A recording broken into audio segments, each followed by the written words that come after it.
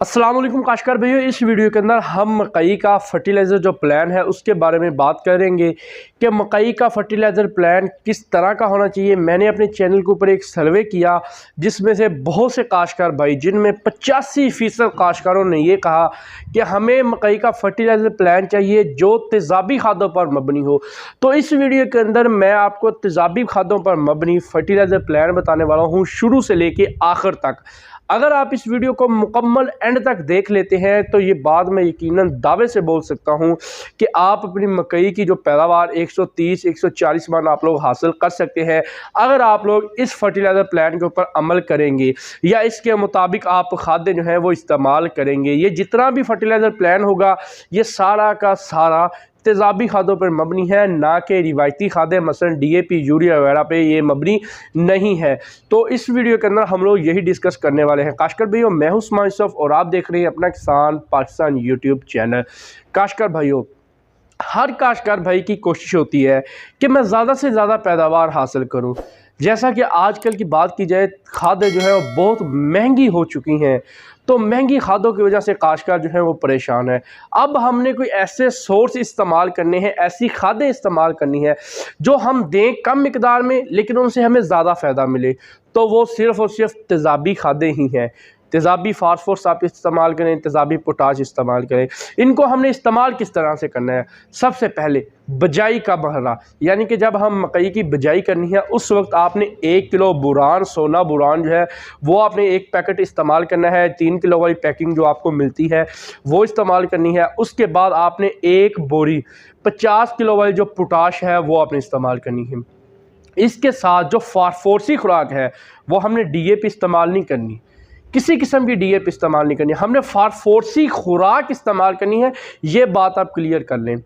Phosphorus और DAP ये दो मुख्तलिफ चीज़ें हैं। तो DAP के अंदर फास्फोरस मौजूद होती है, हमने तो फास्फोरस का ही इस्तेमाल करना है। तो फास्फोरस में आप BOP अच्छी क्वालिटी की आप इस्तेमाल करें 2 बैग।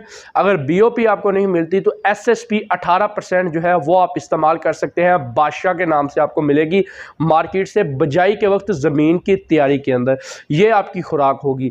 उसके बाद आपने जो मर्ज़ी बीज काश्त करें उसको ज़हर आलूद अच्छी तरह करके आपने बीज की जो काश्त है वो करना है।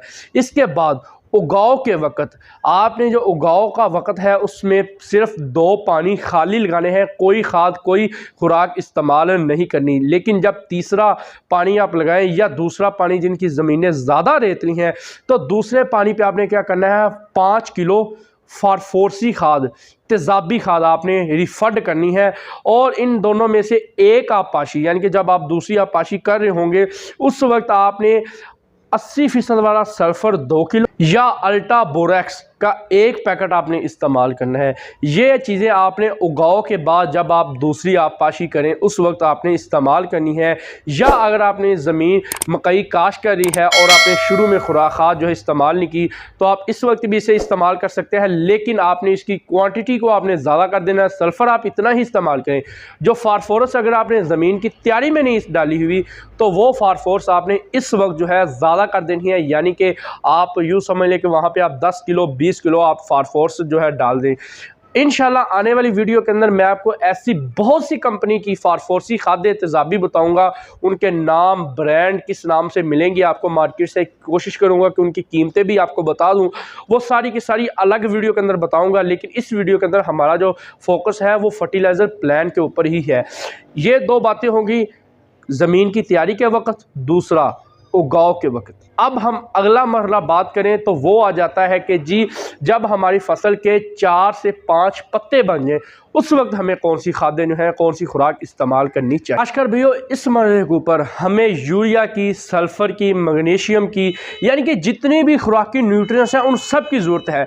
अब हम यहाँ पे डिस्कस करने वाले हैं कि जब हमारी मकई की फसल के 4 से 5 पत्ते हो जाएंगे उस वक्त आपने 1 बोरी यूरिया बमा 1 किलो आपने सल्फ़र इस्तेमाल करना है। इसके साथ सल्फ़र इस्तेमाल करने का क्यों मैं बार बार कह रहा हूँ कि जो ज़मीनें पक्के वर्ड की हैं, जिनके अंदर मसले मसाइल ज़्यादा हैं, पानी जल्दी जज्ब नहीं होता या कोई और मसले हैं या फिक्सेशन हो जाती है, वो सारे के सारे मसाइल जो हैं वो हमारे सल्फ़र से कवर होंगे, सल्फ़र से हल हो जाएंगे, सल्फ़र से हमें ज़्यादा फ़ायदा मिलेगा।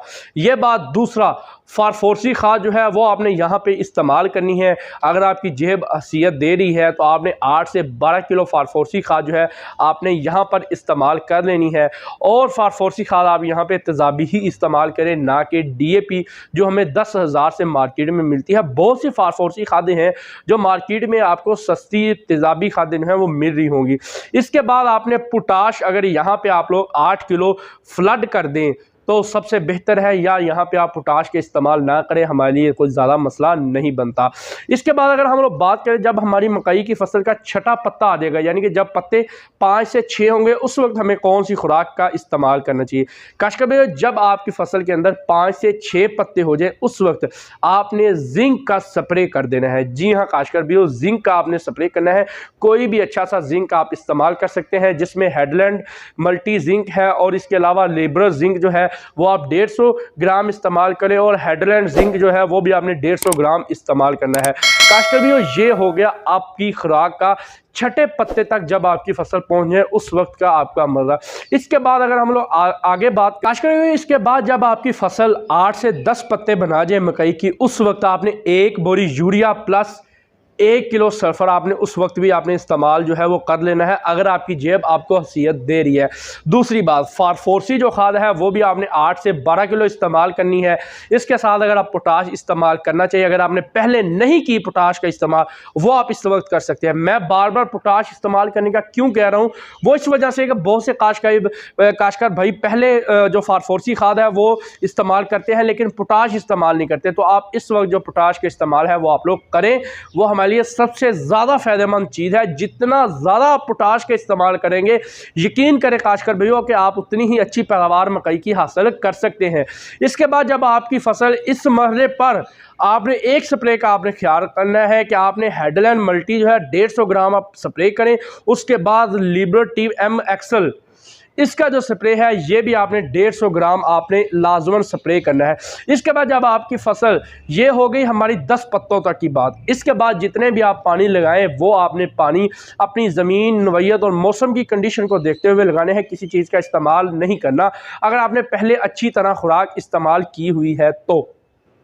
इसके बाद अगर हम लोग बात करें, जब आपकी फसल के 14 से 15 पत्ते बन जाएंगे उस वक्त आपने 1 बोरी यूरिया इस्तेमाल कर लेनी है। अगर यहाँ पे भी सल्फर इस्तेमाल करना चाहे तो कर सकते हैं, नहीं तो छोड़ दें। इसके बाद आप 8 किलो फास्फोरसी तेज़ाबी खाद जो है उसका आप इस्तेमाल करें। मैं आपको फास्फोरस इस वजह से कम इस्तेमाल करवा रहा हूँ, किसी जगह पे हमने पूरी फास्फोरस यकदम ही इस्तेमाल नहीं कर देनी कि जी जितनी चाहिए वो सारी की सारी हम एक दफ़ा ही डाल दें। थोड़ी थोड़ी करके डालें, वक्फे से डालें, उसका आपको ज़्यादा बेहतर नतीजे मिलेंगे, ना कि इस तरह से कि आप सारी की सारी खुराक एक दफ़ा ही डाल दें, उसको आपका ज़्यादा फ़ायदा आपको नहीं मिलेगा। तो ज़मीन की चाहे आप जैसी भी है, आपकी रेतली है, मैरा है, भारी मैरा है, जैसी भी है, उसके अंदर आप थोड़ी थोड़ी खुराक इस्तेमाल करेंगे तो आपको ज़्यादा बेहतर फ़ायदा आपको मिलेगा, ज़्यादा अच्छी पैदावार आप लोग कम खर्चे के अंदर आप लोग हासिल कर सकते हैं। अगर देखें कि जब आप 50 किलो बैग DAP की बात कर लेते हैं तो अगर आप वो लेके आते हैं, अगर आप तेज़ाबी खाद नहीं इस्तेमाल करना चाहते तो वहाँ पे आप जब 8 किलो 10 किलो हर पानी के साथ जब उसकी ज़रूरत है जितने पत्तों पे डालते जाएंगे तो उसका आपको ज़्यादा फ़ायदा मिलेगा, क्योंकि बहुत सी मिकदार के अंदर जो खादें होती हैं वो ज़मीन के अंदर फिक्स हो जाती हैं, जिसका हमें कोई फ़ायदा भी नहीं होता। अगर आप खुराक को अच्छे तरीके से थोड़ी थोड़ी मिकदार करके इस्तेमाल करेंगे उसका आपको ज़्यादा फ़ायदा मिलेगा। तो ये बात हो। इसके बाद आपने पोटाश भी इस्तेमाल जो है वो आप लोग यहाँ पे कर सकते हैं।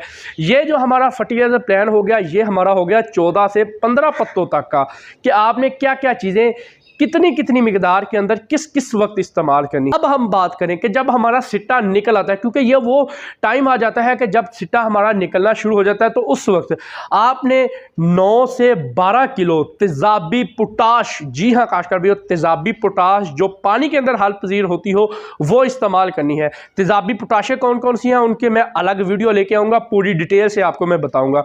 इसके बाद आपने 5 किलो तेज़ाबी फास्फोरस, यानी कि तेज़ाबी फास्फोरस, यानी कि जिसको आप DAP आम ज़ुबान में बोलते हैं, वो आपने इस्तेमाल करनी है, तेज़ाबी फास्फोरस।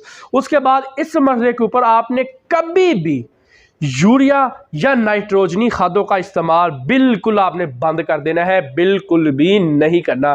जो भी आपने नाइट्रोजनी खादें इस्तेमाल करनी है वो 14 से 15 पत्ते बनने तक आपने इस्तेमाल करनी है। उसके बाद जब सिट्टा निकल आए उस वक्त आपने उसका इस्तेमाल बिल्कुल बंद कर देना है। काशकर भाई इसके बाद आपने 1 किलो बोरान वो आप यहाँ पे इस्तेमाल करें, ठीक है ना। उसका फ़ायदा सिट्टे एक रफ्तार में निकलेंगे, पोलिनेशन का अमल उससे बेहतर होगा, ये उसका ज़्यादा हमें बेनिफिट मिलता है, उसका फ़ायदा होता है।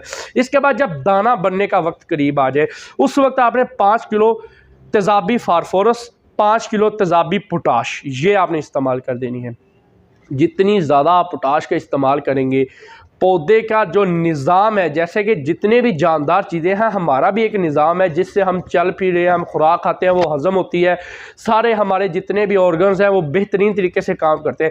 इसी तरह पौधे के भी अंदर यही निज़ाम होता है कि हर ऑर्गन अपना अपना काम करता है। उन ऑर्गन्स को ताकत देने के लिए आप पोटाश का इस्तेमाल किया करें।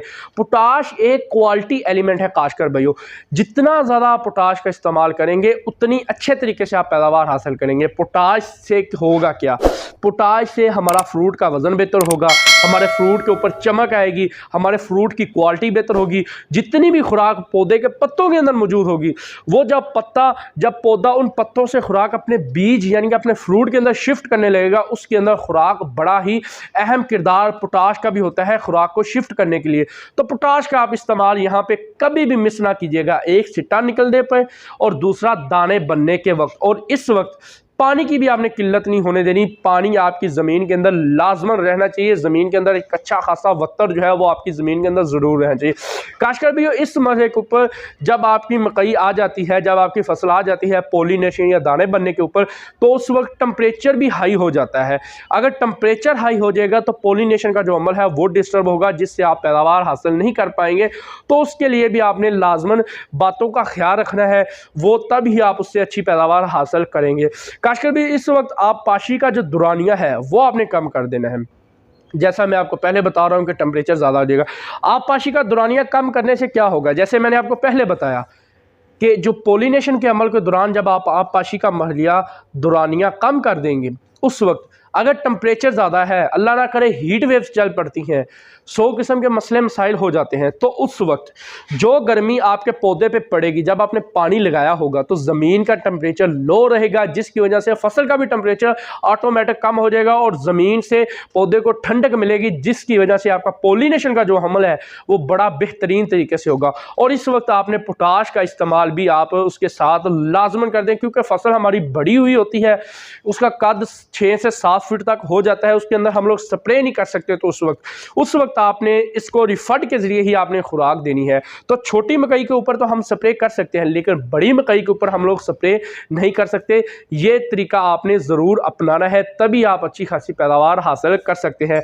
यहाँ पे आपने अगर एक गलती भी कर दी, आप पाशी का दुरानिया खादों का इस्तेमाल अगर आपने इस टाइम पे ना किया, तो काशकर भैया आपकी फसल के अंदर 30% तक कमी जो है पैदावार में आपको देखने को मिल सकती है।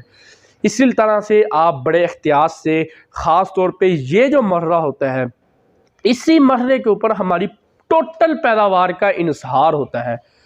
तो यकीनी बात है कि अगर आप इस मरहले के ऊपर कोई भी गलती कर जाएंगे तो कभी आप अच्छी पैदावार हासिल नहीं कर सकते। काशकर भी कभी भी आपने खेत को भर के पानी नहीं देना, पतला पतला सा आपने पानी, जब आप दुरानिया कम करें तो पतला पतला पानी आपने लगाना है, उसका हमें ज़्यादा फ़ायदा मिलेगा। अगर आप खेत भर के पानी लगा देंगे तो उस पानी से भी हमें नुकसान हो सकता है हमारी फसल को। तो काशकर भी खादों की जो कीमतें हैं उनकी वजह से हर एक काशकर भाई बहुत ज़्यादा परेशान है। मैं इस वीडियो के अंदर जो मैंने आपको फर्टिलाइज़र प्लान बताया है, जिस तरीके से मैंने आपको फर्टिलाइज़र प्लान बताया है, उम्मीद है कि आप समझ गए होंगे। अगर ये आप उस फर्टिलाइजर प्लान को समझ चुके हैं तो काशकर भाइयों अगर आप उसके ऊपर अमल करेंगे तो आप लोग एक अच्छी खासी पैदावार हासिल कर सकते हैं। खुराक वही है, इस्तेमाल करने का तरीका थोड़ा सा डिफरेंट कर दिया है, तेज़ाबी खादें इस्तेमाल की हैं, DAP का इस्तेमाल नहीं किया, उतनी खुराक ही हमने इस्तेमाल। ये ना सोचे कई काश्तकार भाई ये सोच रहे होंगे कि यार इतनी ज़्यादा खुराक हो गई है। भाई इतनी ज़्यादा खुराक नहीं है, ये उतनी ही खुराक है जितनी मकई की फसल को चाहिए, लेकिन उसको इस्तेमाल करने का जो तरीक़ेकार है वो थोड़ा सा मुख्तलिफ, थोड़ा सा चेंज कर दिया है कि हर पानी के ऊपर आपने इस्तेमाल करनी है, जब उसकी ज़रूरत हो थोड़ी थोड़ी मिकदार के अंदर इस्तेमाल करें, उससे आपको ज़्यादा फ़ायदा मिलेगा, ना कि एक ही टाइम पे इस्तेमाल करने का आपको ज़्यादा फ़ायदा मिलेगा। तो काश्तकार भी उम्मीद है कि आप सारी बात समझ गए होंगे। इंशाल्लाह मैं आने वाली वीडियो के अंदर आपको जितनी भी फास्फोरसी खादें तेज़ाबी हैं, किस किस कंपनी की, किस ब्रांड के नाम से है वो भी बताऊँगा, तेज़ाबी खादें कौन सी हैं वो बताऊँगा, फास्फोरसी खादें जो हैं वो भी बताऊँगा, और इसके साथ जो पोटाश की तेज़ाबी खादें हैं वो भी मैं आपको आने वाली वीडियो के अंदर ज़रूर बताऊंगा। उम्मीद है काश्तकार भैया आप ये सारी वीडियो समझ गए होंगे। अगर आपको वीडियो ज़रा सी भी पसंद आई है तो इस वीडियो को लाइक करके चैनल को ज़रूर सब्सक्राइब कीजिएगा और अपने दूसरे काश्तकार भाइयों के साथ भी ज़रूर शेयर कीजिएगा, ताकि ज़्यादा से ज़्यादा लोगों को इस मालूमात से वो फ़ायदा हासिल कर सकते हो। मिलते हैं अपनी नेक्स्ट किसी और वीडियो में, तब तक के लिए दुआ में याद रखिए। अल्लाह।